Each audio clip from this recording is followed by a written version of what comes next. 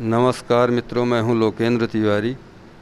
आज थोड़ा महंगाई के विषय में चर्चा करेंगे। हमारे साथ हैं सुनील तिवारी कपसा, वरिष्ठ समाज सेवी हैं।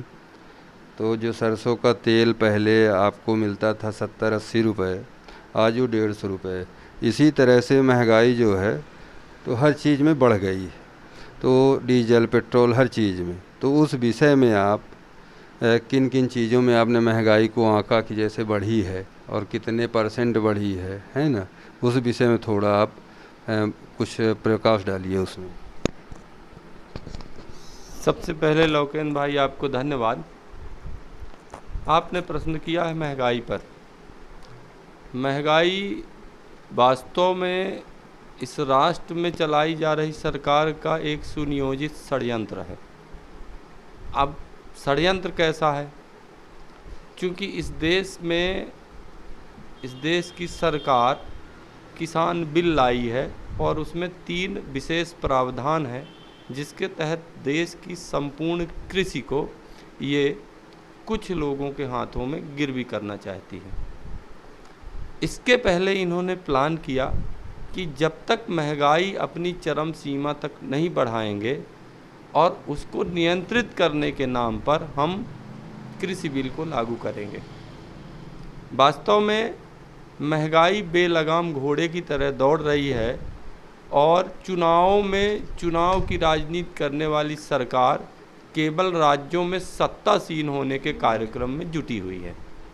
इससे बड़ा फेल्यूर, इससे बड़ी असफलता क्या हो सकती है कि इस देश का गांव से लेके और शहर तक एक एक जगह और उसमें एक एक तबका इस महंगाई से इतना प्रभावित हो चुका है कि अब तो उसका एक एक दिन काटना मुश्किल हो गया। महंगाई की जहाँ तक बात है, इस सरकार से मेरा अनुरोध है और इस सरकार से हमारी मांग है कि जब 2014 के पहले मनमोहन सिंह जी की सरकार थी, उस समय अंतर्राष्ट्रीय जगत में कच्चे तेल की कीमत 135 से बल्कि $145 प्रति बैरल तक पहुंच गई। जब क्रूड ऑयल की कीमत अंतर्राष्ट्रीय बाजार में $145 प्रति बैरल थी, तब भी इस देश में डीजल 60 रुपये लीटर मिल रहा था। आज क्रूड ऑयल की कीमत आधे से भी कम हो गई है, $60 प्रति बैरल। और ये कीमत तो आज है $60 के लगभग प्रति बैरल। ये कीमत $15 प्रति बैरल तक आई, लेकिन देश में डीजल और पेट्रोल की कीमत 50 के नीचे कभी नहीं आई। मैं ये कह सकता हूँ कि जिस समय $15 से $20 प्रति बैरल अंतर्राष्ट्रीय बाजार में तेल की कीमत हुई, उस समय भी देश में 50 रुपये से ऊपर ही डीजल पेट्रोल बिक रहा था। इसके पहले जब $15-20 प्रति बैरल अंतर्राष्ट्रीय बाजार में तेल की कीमत थी, तब हमारे यहाँ डीजल और पेट्रोल की कीमत 32 रुपया डीजल की कीमत थी। मैं ये मानता हूँ कि समय के साथ परिस्थितियाँ बदलती हैं और परिस्थितियों के साथ मूल्यों का निर्धारण होता है। वास्तविकता ये है कि डीजल पेट्रोल वो तत्व है जिसके द्वारा संपूर्ण बाजार प्रभावित होता है। जो महंगाई आज की तारीख में उसका मूल आधार कच्चा तेल है। जब तक इस देश में कच्चे तेल की कीमतों में कमी नहीं लाई जाएगी, तब तक महंगाई पर नियंत्रण करना असंभव है। अब अगर बाजार में वस्तुओं का मूल्य कम करना है तो सबसे पहले कच्चे तेल की कीमत, बाज़ार में मिलने वाले डीजल पेट्रोल की कीमत कम करनी पड़ेगी।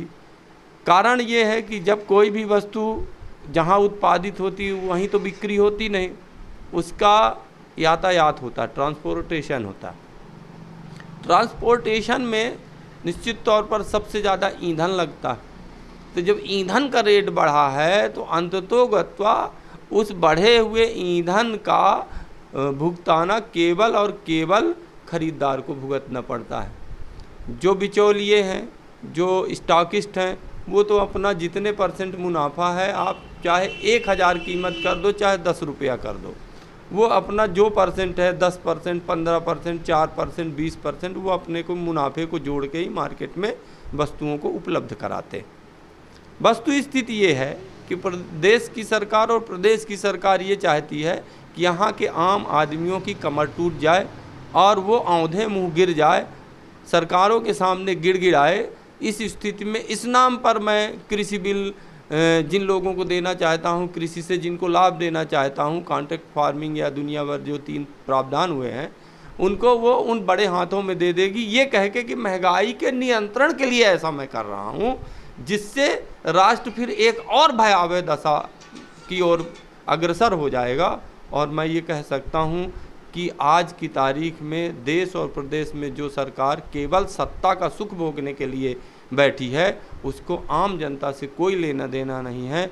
जहाँ तक बाज़ार की महंगाई की बात है, महंगाई आज की तारीख में पिछले 6 सालों में 2 गुने से भी ज़्यादा हो चुकी है। तेल, खाने का तेल 60 रुपये से सीधे 160 रुपया, डीजल पेट्रोल, अगर तुलनात्मक अध्ययन के साथ बात किया जाए तो डीजल पेट्रोल की महंगाई तो 300 गुना हो गई।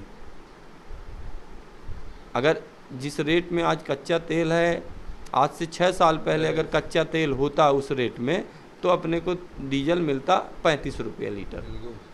आज हम 90 रुपया 100 रुपया ले रहे हैं, मतलब 3 गुना। तो 3 गुना ज़्यादा महंगाई हो चुकी है और इसके लिए मैं केवल दोषी राष्ट्र और प्रदेश की सरकार को ठहराता हूँ। धन्यवाद।